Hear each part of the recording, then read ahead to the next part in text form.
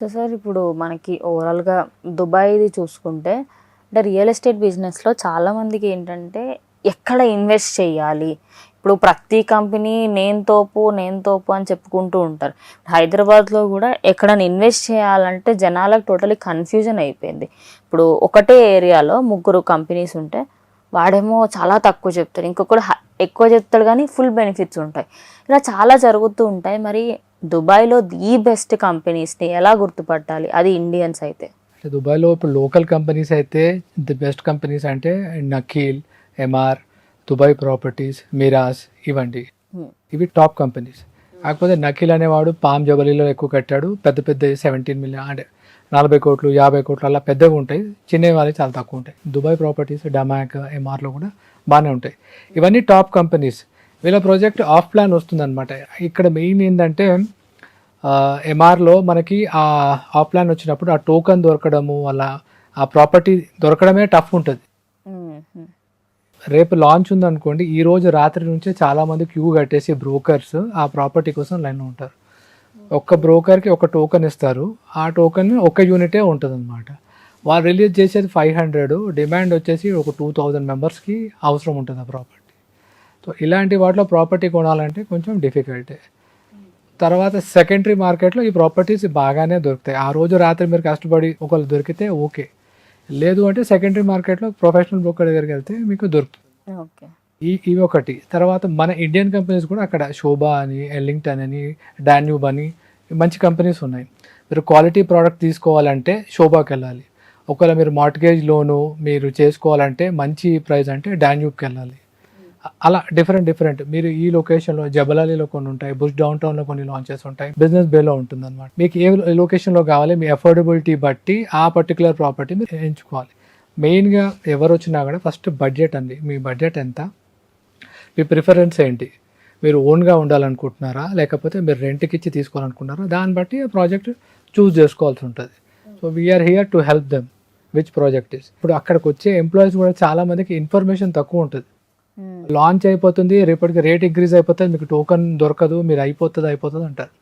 మీరు వెళ్ళి సరే వెళ్ళిపోతుంది దొరికిపోతుంది తీసుకుంటే ఆ ప్రాపర్టీ మీకు గెయినే ఉండదు, క్యాపిటల్ అప్రిషియేషనే ఉండదు. సో కొంచెం ఆ ప్రెజరైజ్లో ఎప్పుడు కూడా కొనకండి.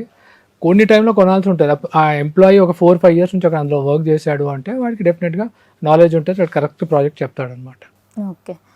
అంటే సార్ ఇప్పుడు దుబాయ్‌లో ఎవరెవరు ఎక్కువ ఇన్వెస్ట్ చేస్తారంటే ఇక్కడ ల్యాండ్ ఎక్కువ ఉన్న వాళ్ళు అక్కడ తీసుకుంటారా?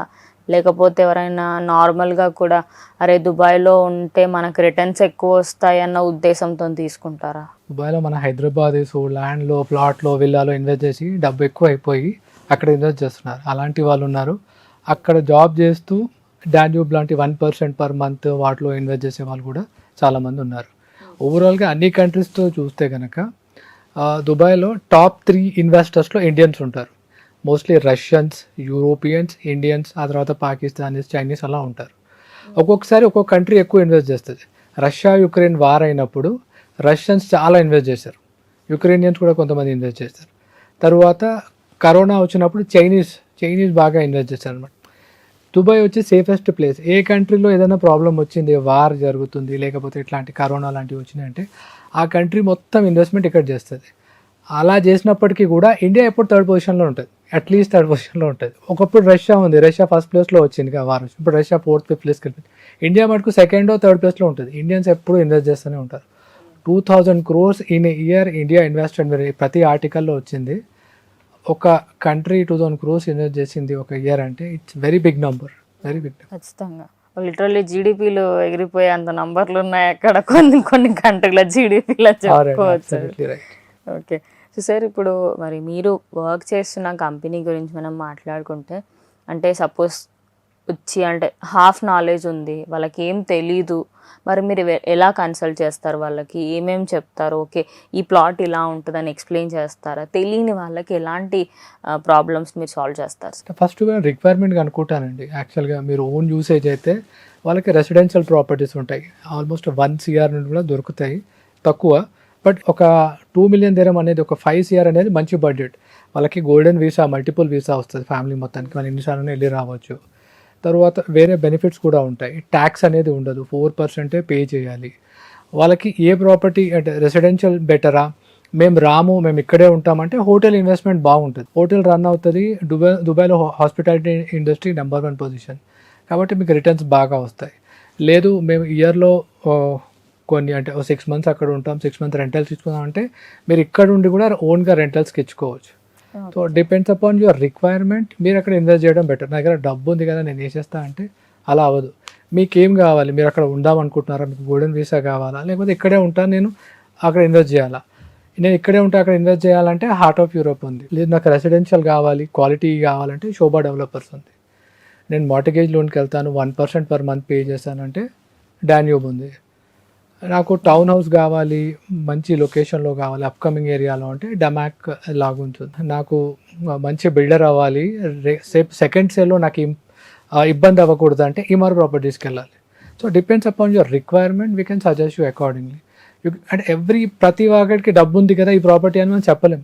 నీ యూసేజ్ ఏంటి దాన్ని బట్టి మేము ప్రాపర్టీ సజెస్ట్ చేస్తాం అనమాట. ఓకే సార్, ఇప్పుడు మనము ఇండియాలో చూసుకుంటే లైక్ ఎక్కడో ఒక దగ్గర సీ వ్యూ అని ఎక్కడో అలా కొన్ని ఉంటాయని చెప్పుకోవచ్చు.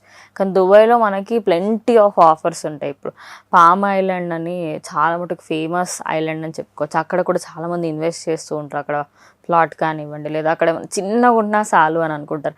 అలాగే మీరు ఇందాక అన్నట్టు బుర్జ్ ఖలీఫా సరౌండెడ్లో సీ వ్యూతోని, అండ్ అలాగే సీ మధ్యలో మనకి అండర్ వాటర్వి, ఇలా చెప్పుకుంటూ పోతే దుబాయ్ హ్యాస్ అంటే వెరైటీ ఆఫ్ ఆప్షన్స్ అని చెప్పుకోవచ్చు. మరి ఒక్కొక్క దానికి డిఫరెంట్ ఎలా ఉంటుంది సార్? అంటే మన ఇండియన్ కరెన్సీ పరంగా చూసుకుంటే ఒక మంచి ఇన్వెస్ట్మెంట్ అంటే అక్కడ ఎంత మట్టు పెట్టుకోవచ్చు సార్, ఎంత మట్టు తీసుకోవచ్చు? అక్కడ మంచి ఇన్వెస్ట్మెంట్ బేసిక్గా 5 crores అండి. మీరు లగ్జరీ వెళ్ళాలనుకుంటే అసలు అన్లిమిటెడ్ అది. మీకు కొన్ని చోట్ల చిన్న అపార్ట్మెంట్, దుబాయ్ ప్రాపర్టీస్ వాళ్ళు కడుతున్నారు ఒక అపార్ట్మెంట్, బుగాటి రెసిడెన్సీస్ అని చెప్పి. సో ఒక్క ఫ్లాట్ వచ్చేసి 125 million dirham నుండి స్టార్ట్ అవుతుందండి. అంటే సుమారు 280 కోట్ల వరకు ఉంటుంది అనమాట స్టార్టింగ్ అనమాట. అది ఫ్లాట్, మీకు కంప్లీట్ సీ వ్యూ ఉంటుంది, లగ్జరీ ఉంటుంది, కంప్లీట్ సరౌండెడ్ ఒక ఫ్లోర్ ఒక ఫ్లాట్ ఉంటుంది అనమాట. అలాంటివి కూడా ఉంటాయి. మీకు బెటర్ వ్యూ తోటి ఓన్లీ డౌన్ టౌన్లో 2 BHK కావాలంటే మీకు ఒక 7 million dirhamsలో అరౌండ్ 14 to 15 crores మీకు మంచి ఫ్లాట్ కూడా దొరుకుతుంది. ఇక లగ్జరీ అనేది అక్కడ అన్లిమిటెడ్, మీరు ఎంతకి వెళ్ళాలంటే అంతకి ఉంటుంది అనమాట. At the same time right investment చేసి మీకు ఉన్న డబ్బుతోటి రైట్ ప్లేస్లో చేస్తే you will get a better returns.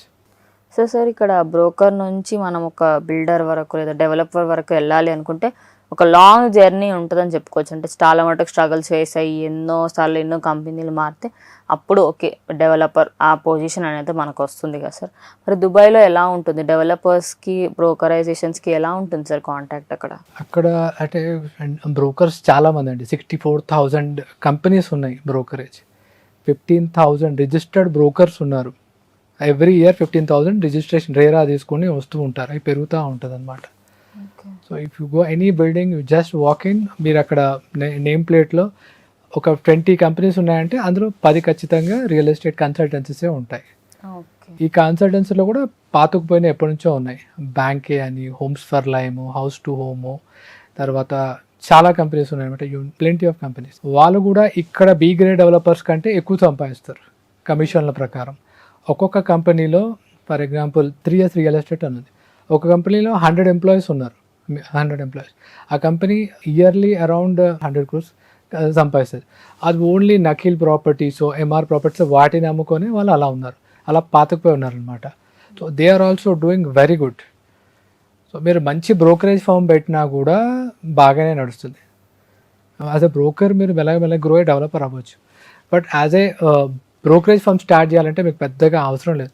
ఒక బ్రోకరేజ్ కంపెనీ జాయిన్ అయ్యి ఒక 1 year అయితే మీకు కంప్లీట్గా తెలిసిపోతుంది. ఆ తర్వాత మీరు అరౌండ్ 30 lakh rupees చేస్తే, రేరా ఎగ్జామ్ రాస్తే you will become a broker. Then you can start your own company where you can start with 4 employees. అట్లా యూ కెన్ గ్రో.